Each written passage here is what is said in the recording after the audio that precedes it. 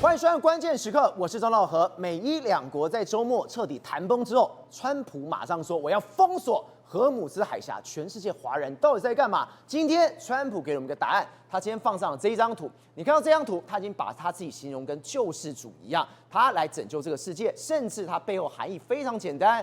他要當這個世界的石油之王。為什麼我會說石油之王？你看到我們的今天這張圖，他現在已經掌握了非常多的石油的生產地，包括美國自己之外，委内瑞拉被他端掉之後，最重要的重油他也掌握掉了。再加上伊朗，這一次他真的是鐵了心把它完全性的封锁。封锁之後，他做了什麼事情？他現在就是循着委內瑞拉的模式在对伊朗，他重兵部署，掃雷艦已經都進去了，而且持續增兵給伊朗壓力。當今天你伊朗油没有辦法運出來的時候，別忘了伊朗的革命衛隊在這一次的戰爭當中，它的油還是可以運，它還是有錢的。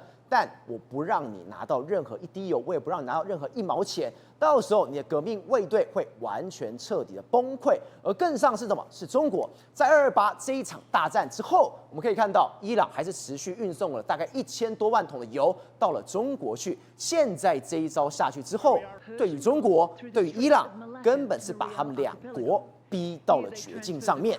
好，我們現在介紹今天的來賓，第一位战略專家林廷輝，大家好；时事評論員張宇軒，好；資深媒體人呂國珍，大家好；台灣學院黃敬平，大家平安。好，這位資深媒體人吳正峰，大家好。國文哥真的是沒開玩笑，川普今天突然給我發了這一張，我心想，你是救世主是不是？結果你說不是哦，現在川普這一張背後是什麼？我就是全世界石油之王，現在哪裡可以拿到油，哪裡可以運輸油，甚至我用石油去掐斷你的喉嚨，掐住你的脖子，都是可以的。沒錯，石油之神已經降臨地球，就是川普他本人，他將會掌握世界3大石油產地，而且他會解決波斯灣現在石油運不出來問題，他用非常手段，所以他就會帶着他的美軍，你看美軍像天使一樣從天而降，還有美國的，這代表美國的老鷹，還有美國的軍機，還有美國的各行各業都在期待說，全世界都在看着他，川普會解決波斯灣，因為大家光是台灣現在連塑膠袋可能4月5月就買不到塑膠袋，全世界也交不到油嘛，大家都在期待川普能不能解決波斯灣被伊朗封鎖問題。所以現在從今天晚上10點開始，川普會宣布說封鎖荷姆茲海峽，但是這裡要跟大家解釋的是，它有2個前提的條件。什麼叫封鎖荷姆茲海峽？第一個是進出伊朗港口的所有的船只都要封鎖，對，意思就是說去伊朗載石油或者是運輸軍事武器或其他物資到伊朗的，全部通通不給進，這個都完全要封鎖。第二個是違反聯合國公約的，就是你向伊朗支付保護費的國家，船都不能進去。這其實是違反國際公約的精神哦，因為國際水道是不可以允許你私人私設收費站或私設行航跟人家收費。那川普就是要打破這個規矩，伊朗再也不能恐嚇大家。當然，川普最後搖身一變，掌握了美國、委內瑞拉還有伊朗世界3大石油產地的一個所謂的進出口權或使用權，就變成是川普一個人掌握。當然，未來世界如果打通的話，川普就一搖身一變，就變成石油之王，對，地球的石油之神。所以他現在是讓伊朗一滴油都沒辦法運出去，而且也沒有任何一艘船可以進到伊朗這裡來。他是極度的去威脅他，極度的去壓迫他。結果裡面最痛苦是什麼？是中國。沒有油我怎麼辦？我們都知道，因為伊朗這麼做其實是違反聯合國精神的。但開戰以來，有一個國家都默默的，明明知道伊朗這樣做是不對的，但是伊朗還是持續輸油給他。這個國家就是中國。從2月底開戰以來，伊朗透過荷姆茲海峽從賣給中國或運到中國的石油已經超過1000萬桶，那有些數字是1170萬桶。那這個方式等於默許中國在默許伊朗破壞我們聯合國公約跟世界共同認知的條件。對，那現在這個所謂的支持犯罪行為、違反聯合國公約的犯罪行為，一滴油也拿不到了，那也是代表說伊朗革命衛隊未來可能收不到錢，收不到錢之後，他就會陷入所謂的資源戰跟物資戰，他可能就撐不下去了，所以就有可能會解除荷姆茲海峽的封鎖，因為伊朗真的收不到錢，所以那是最大的經濟殺招了。對，中國沒有油之後，他已經急得非常的急。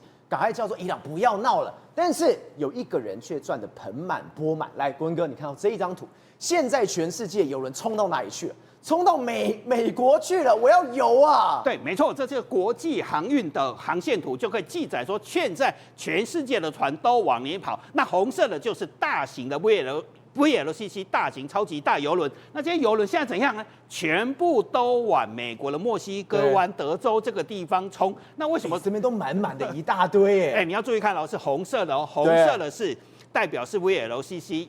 郵輪哦，那這些郵輪哈，主要是從哪裡來？知道嗎？現在總共有172艘的郵輪，本來都在波斯灣準備要載石油。那一邊是歐洲來的，歐洲大概增加了46%，從北大西洋這樣一路下來，一部分是從亞洲來，亞洲大概增加了132%，哇，那增加量很大，是走所謂的好望角這個海域，走南邊的航線走到德州來，全部都怎樣？準備要載石油了，所以川普的發文發得非常的精準，大量的空載郵輪，有些是世界上最大的郵輪，因為都是超級郵輪，正駛向美國，要裝載全世界最甜美的石油，還有天然氣，因為美國有石油跟天然氣。我們的石油，現在美國一天已經超過1300萬桶，已經跟遙遙領先世界第2名的沙烏地阿拉伯跟世界第3的俄羅斯已經非常的多，而且品質非常的高。所以他完全就是为了要去賺那個錢，他真的發大財。為什麼？我恭候您的光臨。那當然好，歡迎光臨。可是這裡要特別強調的是，川普講的並沒有錯。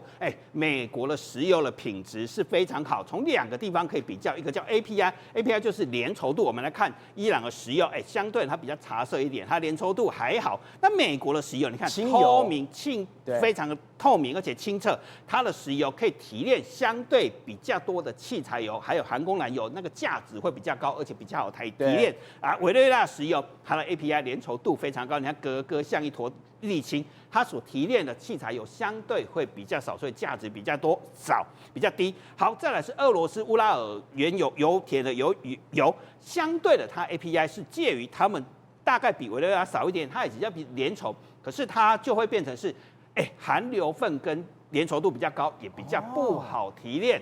那當然，美國白宮其實已經算清楚一件事情了，他已經去想清楚說全世界受這次衝擊會有多大。所以貝森特這段時間都跟川普在討論，這《華爾街日報》說的，貝森特已經跟他討論的持續8到12週的話，戰爭啊，美國財政部可以採取哪些措施？所以美國已經算清楚說，到時候物價上漲、汽油上漲會帶來哪些衝擊？包括美國會不會降息，或者用升息來壓抑物價？所以美國在這方面已經推演非常清楚，或者是美國財政部有哪些手段？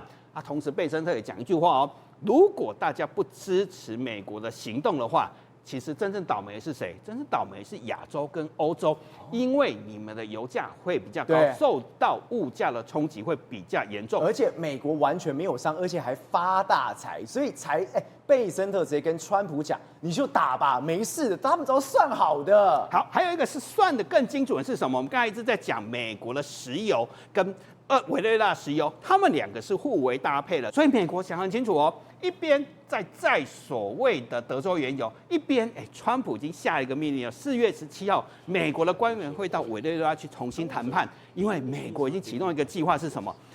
美國政府將用市場的價格，重點是市場價格，沒有欺騙人家，沒有壓榨人家，買3000到5000萬桶的石油，然後28億美金。那這代表什麼？說跟委內瑞拉特別去買了5000萬桶的石油，28億美元就直接給了你。但是重點是什麼？全部都在美國的秩序，都要聽我川普的。對，就會全部回到美元、石油、美軍這3位一體的體制之下。好，所以美國從今天晚上開始做一件事情哦，美軍會非常的厲害，會複製去年底的時候怎麼樣打下委內瑞拉。當初怎麼打下委內瑞拉？重軍先壓境，然後完全封鎖委內瑞拉嘛。現在一樣的模式是，好，伊朗竟然違反聯合國公約嘛，直接設所謂的伊朗收費站嘛，好，這個叫伊朗收費站。實際上就是整個波斯灣的航線非常小的航道，船要進出都要走這條航道。那伊朗就主張這是危險區，我就設了水雷。那有些船就必須往這裡跑，然後伊朗就收費。收費，其實這是違反公約的話，好，美國從今天晚上開始，一邊有軍艦會在這個地方布防，一邊把重軍壓在這個地方。那大家就開玩笑，這也不是正式的哈，開玩笑的是美國的收費站就設在阿曼灣這裡。從今天晚上開始，第一個收費站，然後到這邊還有第二個的。沒有哦，這裡就意思說你要運東西給伊朗的，對不起，不可以過去。你從伊朗運出來，我也不會給你過去。所以伊朗一滴石油1毛錢都賺不到，援助他的物資也進不去。那再來他會監控說，你有付錢給伊朗了，我也不會給你過去，因為你付了錢，我這裡才會知道嘛。所以跑出來之後，對不起，請回頭。那當然，這個美國這個行為，世界各國怎麼看？其實有許多國家是支持的，因為他們相信一件事情是什麼？聯合國公約的精神到底是什麼？所以新加坡的外長叫維穩，他是一個印度人，他怎樣？我們不會因站隊而妥協，他不是在講站隊問題哦，而是世界上任何航道都是允許大家自由通行的，除非你自己挖的哈，蘇伊士運河、巴拿馬運河，你挖的。那如果是天然形成的水道，都不可以收過路費。所以維穩呢講得很清楚，因為新加坡在哪裡？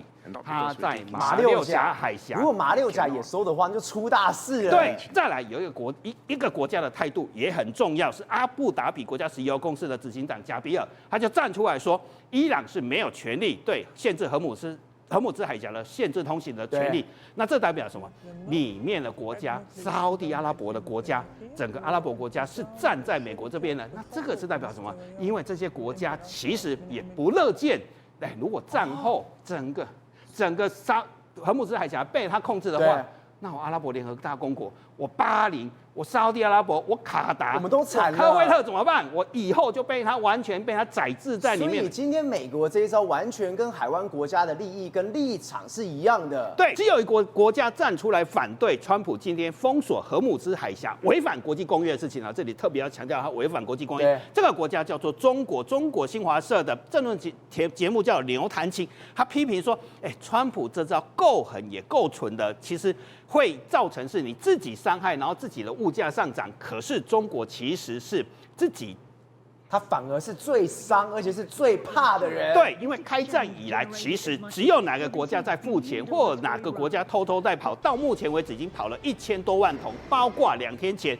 有中國籍的遊船，一艘超級遊輪叫做珍珠湖號，一艘叫賀龍海號。都是中石化集團的船，然後都是這2天從荷姆茲海峽偷溜出去。這代表什麼樣？其實中國自己是最大的受益者，可是他明知道違反地球公約，他還是照樣在做這件事情。所以中國當然反對，因為離開最多的就是中國。對，甚至中國也很怕美國繼續封鎖下去，因為中國可能就是最大的受害者。所以彭博社就發了個獨家新聞，說什麼你知道嗎？中國從5月開始要停止硫酸的出口，這會對國際的金屬跟化肥這個行業造成很大的衝擊。它從4月10號開始，因為2天前中國已經開始害怕一件事情，是要停止硫酸的出口，然後一些大型買家已經發現說中國買不到硫酸了，因為他不願意出口硫酸。那這會造成什麼？你知道嗎？肥料的原料會短缺。中國為什麼要禁止出口？是因為他知道伊朗的石油他快要拿不到了，波斯灣的石油他可能會拿不到，因為這個硫磺，因為硫酸來自於硫磺，硫磺是從中東的石油跟天然氣提煉出來的，然後中國再拿它來制造硫酸。但是中國制造這麼多硫酸來幹嘛？你知道嗎？做成像肥料，包括氮肥，包括磷酸鉀這些肥料，其實都要加硫酸才可以取得。那中國現在害怕什麼？你知道嗎？他害怕的是，假設我現在都拿不到石油的話，我的硫酸跟肥料是會缺貨的。到時候現在春耕開始的話，會產生糧食危機，因為沒有肥料施肥的話，今年的春耕到夏天，尤其春耕很重要。那就晚了。對，春耕如果沒做好的話，第2貨的7到8月第2貨也可能會沒種好。這個可能會造成中國糧食危機。體崴老師，我們為什麼今天明明就談了21個小時，這週末范斯他也去了，20小時真的是因為談崩了嗎？所以才會讓川普不爽到，我真的把你荷姆茲完全封鎖了？沒有，這個談判完全沒有談崩哦，沒有談崩，我還是非常樂見的。你記不記得哦？這一次談判被視為是所謂的第3次會談。對。那第2次會談在什麼時候？第2次會談就是在2月28號以前，因為第2次談不攏，所以228的時候，川普就給他炸下去了。对。那炸下去就衍生到現在这個局勢來，然後現在是第3次會談，所以你會看到這第3次會談其實有延續前面幾次的會談的內容，所以我們就可以發現到這樣的模式就是打打談談，打打談談。所以接下來的話，就可能是打到什麼？打到伊朗全部同意美國的條件，那談判當然就結束。第一個當然就是荷姆茲海峽。對，荷姆茲海峽現在要極限施壓的是伊朗的船舶，以及跟伊朗做生意的。我今天封住你，我不讓你伊朗，你出去，我炸。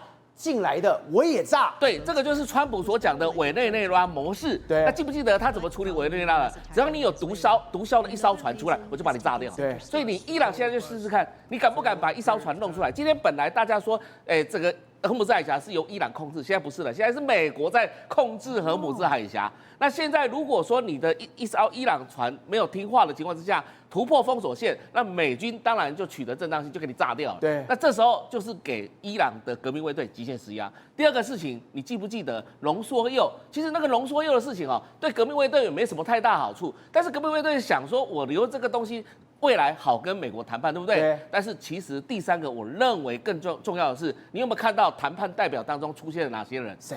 第一個，美國的談判代表當中有 Kushner， 對，是什麼？是川普的什麼女婿？管什麼的？管虛擬貨幣的。對。然後你看到這個伊朗的談判代表隊裡面有誰？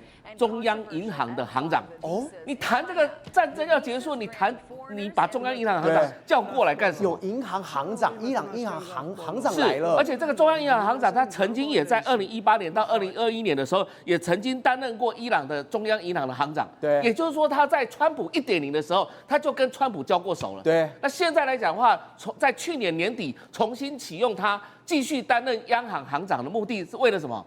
就是因為有沒有傳出來說，革命衛隊怎麼拿到錢的？就是用虛擬貨幣嘛，對，用比特幣啊，或者用其他的東西來講，它規避了所謂的國際社會的美元的 SWIFT 的這相關的監管系統嘛。所以伊朗即便在海外被制裁1200億，在美國境內被制裁200億美元，但是現在伊朗為什麼有錢可以買武器，可以去運作，就是因為虛擬貨幣嘛。對，所以今天來講的話，在談判桌上可能還瞧不攏的，就是這一塊，就是虛擬幣，就虛擬幣。那你想想看哦。范斯他有講哦，他跟川普之間打了電話打6次到10次左右。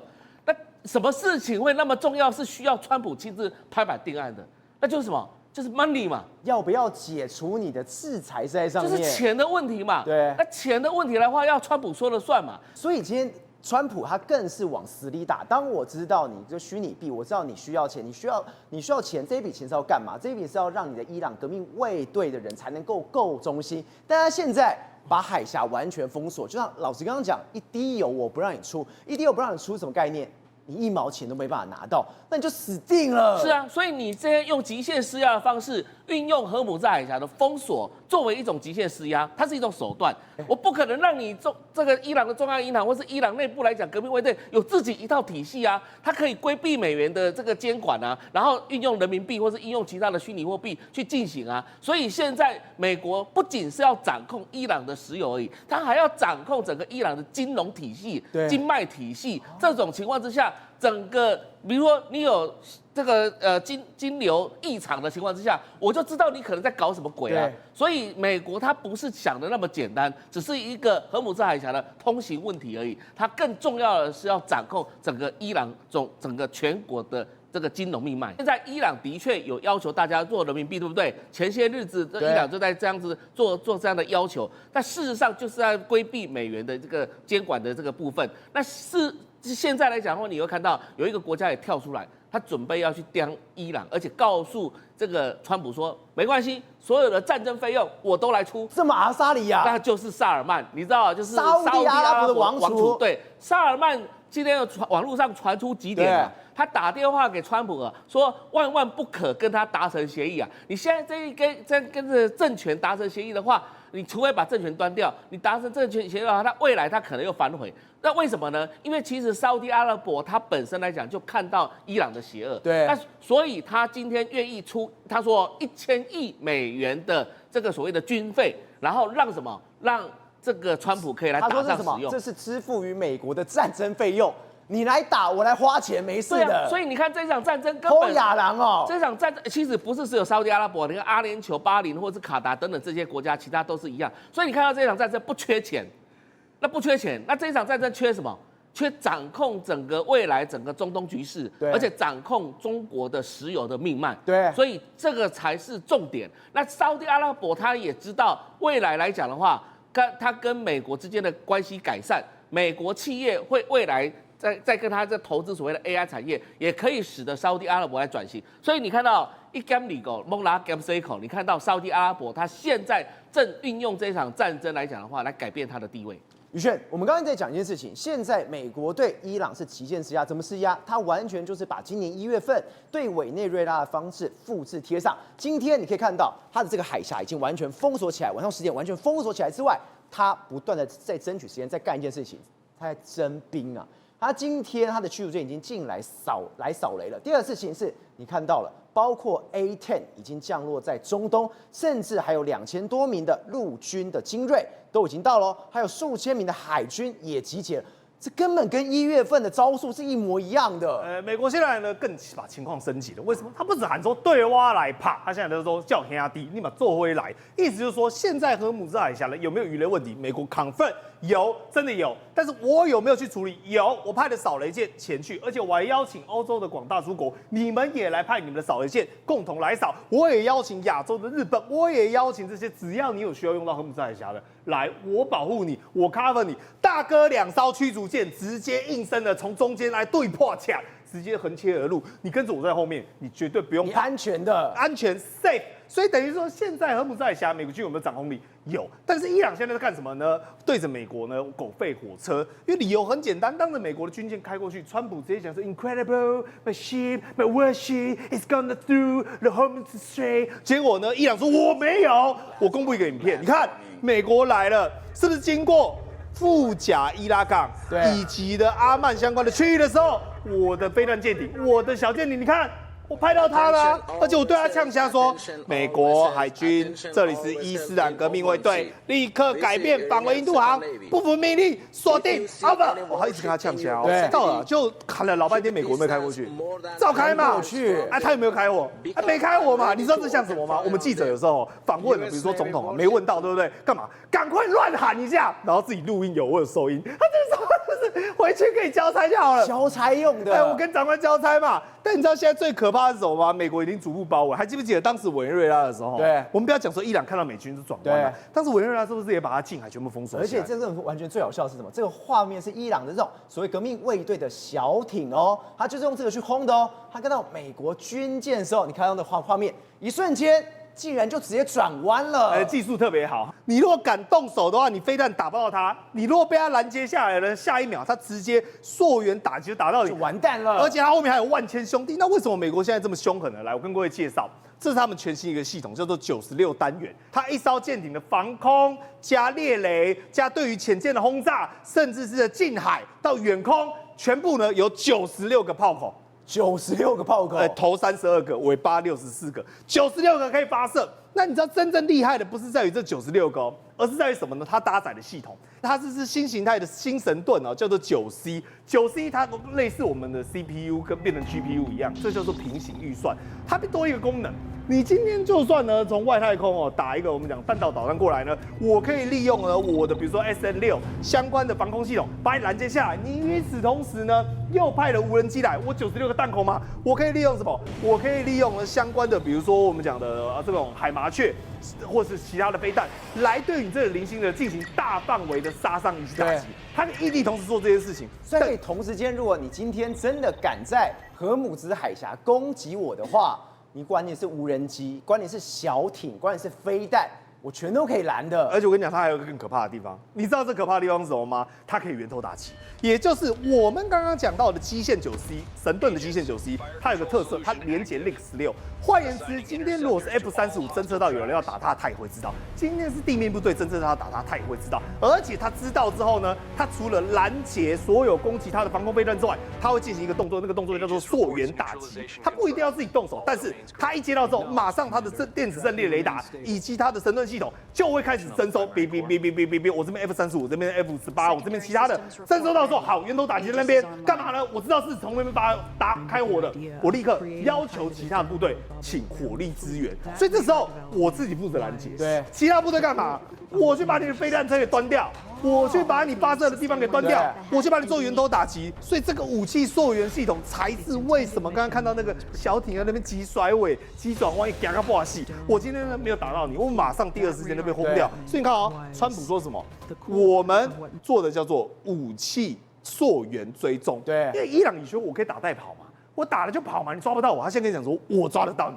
你不要以為說你現在打我，你可以没事情，而且我可以把你進行摧毀殆盡。所以呢，當它這個系統配合一個新形態的 Spy 6雷達是最新的，它比 Spy 1強在哪裡呢？很簡單哈，靈敏度高達30倍。與此同時呢，它偵測到的範圍呢，以及廣度跟數量呢是6倍，所以剛好乘6。所以你想想看啊，在這個前提跟狀況之下來，我們看到這就是所謂搭載剛剛講到的 Spy 6的一個前提。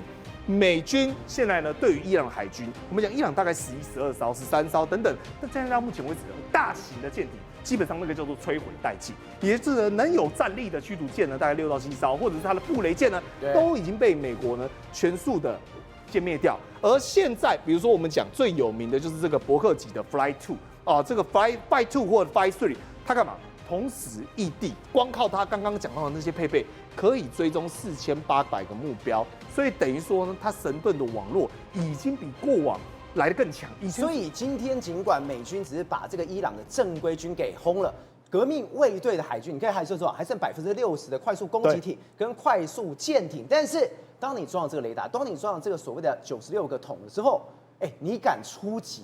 你躲在這花崗岩下的基地，你就完蛋了。它周邊還有什麼呢？可能有 A10啊，可能有閃電的，我們講的這種戰鬥機，可能有其他的直升機或者阿帕奇，它可以異地同時的對你進行範圍打擊跟傷害。所以現在美國呢不怕你打我，只怕我不知道在哪裡，不知道你在哪裡。所以透過這樣的狀況之下，不管你是長的、遠的、短的，甚至是來夠這個補充一點，它連地下的潛艇，它都可以主動發動攻擊，它都有專門針對潛艇的導彈，所以對空可以，對海可以，对水下可以，什麼東西只要你敢來，通通都可以打得到。